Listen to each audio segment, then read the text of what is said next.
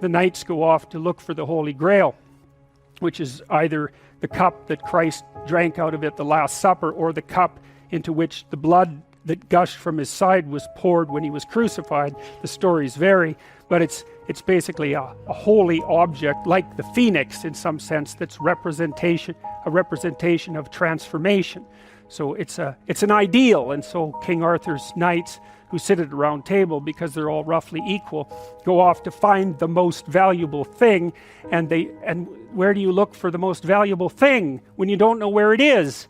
Well, each of the knights looks at the forest surrounding the castle and enters the forest at the point that looks darkest to him. And that's a good thing to understand, because the gateway to wisdom and the gateway to the development of personality, which is exactly the same thing, is precisely through the portal that you do not want to climb through. And the reason for that's actually quite technical. This is a Jungian presupposition too, is that, well, there's a bunch of things about you that are underdeveloped, and a lot of those things are because there's things you've avoided looking at because you don't want to look at them, and there's parts of you you've avoided developing because it's hard for you to develop those parts. And so it's by virtual necessity that what you need is where you don't want to look, because that's where you've kept it. And that's why there's, an idiosyncratic element of it for everyone. Your particular place of enlightenment and terror is not going to be the same as yours, except that they're both places of enlightenment and terror. So they're equivalent at one level of analysis and different at another. So anyways, back to fiction and what it does. It distills truth, and it produces characters that are composites. And the more they become composites, the more they approximate a mythological character. And so they become more and more universally true and more approximating religious deities. But the problem with that is they become more and more distant from individual experience. And so with literature, there's this very tight line where you need to make the character more than merely human, but not so much of a god that, one of the things that happened to Superman in the 1980s, Superman started out, he's got a heavenly set of parents, by the way, and an earthly set of parents, and he's an orphan like Harry Potter. Very common theme is that when Superman first emerged, he could only jump over buildings, and maybe he could stop a locomotive, but by the time the 1980s rolled around, like, he could juggle planets and, swallow hydrogen bombs, and, he could do anything. Well, people stopped buying the Superman comics because how interesting is that? It's like something horrible happens and Superman deals with it. And something else horrible happens and Superman deals with it. And it's like, that's dull. He turned into such an archetype. He was basically the omniscient, omnipresent, omnipotent God, and that's no fun. It's like God wins, and then God wins again, and then again God wins, and so then they had to weaken him in different ways with kryptonite. So green kryptonite kind of made him sick, and red kryptonite, I think, kind of mutated him, if I remember correctly. And anyways, they had to introduce flaws into his character so that there could be some damn plot. And that's something to think about. There's a deep existential lesson in that your being is limited and flawed and fragile.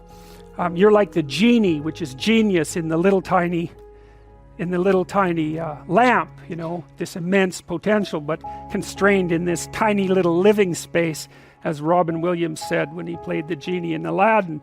But the fact that you have limitations means that the plot of your life is the overcoming of those limitations, and that if you didn't have limitations, well, there wouldn't be a plot, and maybe there would be no life. And so that's part of the reason why perhaps you have to accept the fact that you're flawed and insufficient, and live with it and consider it a precondition for being. It's at least a reasonable idea. One of the main characters is the country, the known, the explored territory. We went over that a bit, and it always has two elements. I mean, your country is your greatest friend and your worst enemy, because it squashes you into conformity, and demands that you act in a certain manner and reduces your individuality to that element that's tolerated by everyone else, and it constrains your potential in a single direction, and so it's really tyrannical. But at the same time, it provides you with a place to be and all of the benefits that have accrued as a result of the actions of your ancestors and all the other people that you're associated with. So there's the good tyrant, or the bad tyrant, and the good king, and those are archetypal figures, and that's because they're always true, and they're always true simultaneously, which is partly why I object to the notion of the patriarchy, because it's a it's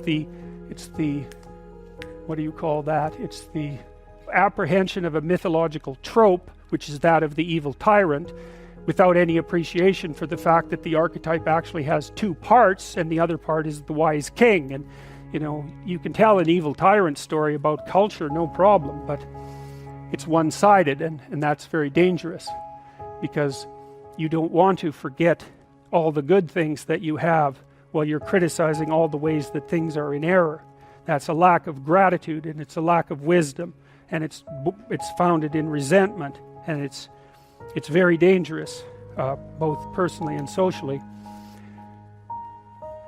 I told you that Captain Hook is a tyrant because he's got this crocodile chasing him, and the crocodile has a clock in its stomach, and that's death. It's like, obviously, right? Tick, tick, tick, tick. And it's a crocodile, and it's under the water, and it's already got a taste of him, so he's being chased around by death, and that makes him terrified and resentful and cruel and bitter, and so he's a tyrant. And he wants to wreak havoc everywhere. And then Peter Pan, of course, looks at Captain Hook and thinks, why the hell should I grow?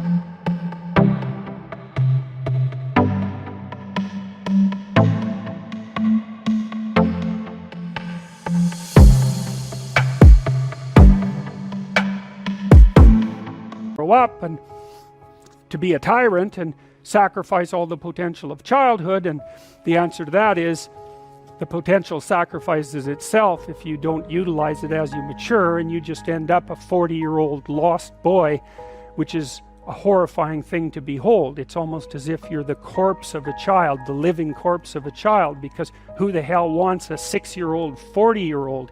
You're a little on the stale side by that point, and not the world's happiest individual.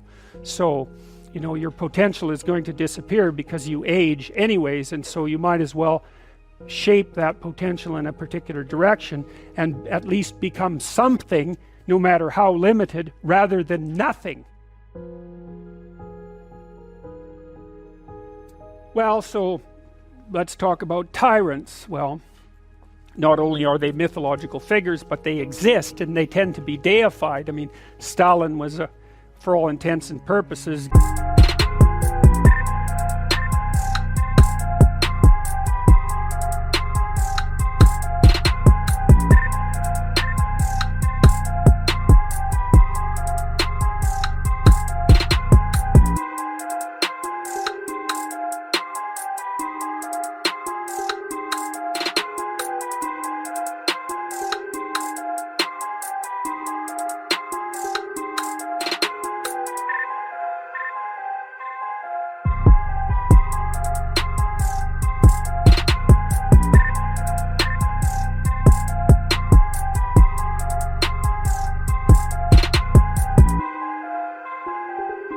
God the Father in Soviet Russia, although he was pretty much only the worst elements of Old Testament God, who was, constantly smiting people and wiping out populations and doing all sorts of things that seemed to be quite nasty. But nonetheless, people worshipped him in many ways, and He's a representation of just exactly what goes wrong when things really go wrong, when people stop paying attention and when they all lie. Because one of the things that characterized the communist state was that no one ever got to say anything they actually believed, ever.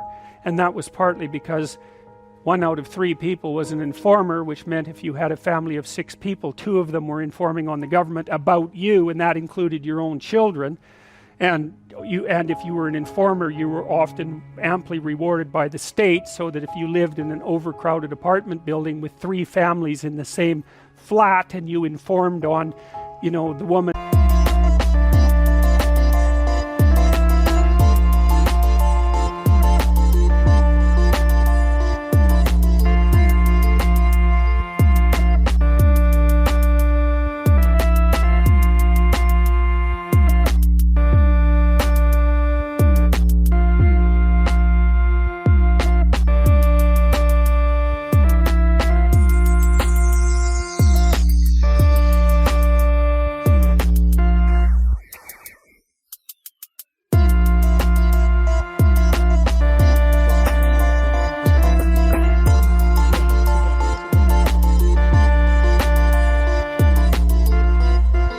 down the hall that you didn't like, she got shipped off to the old concentration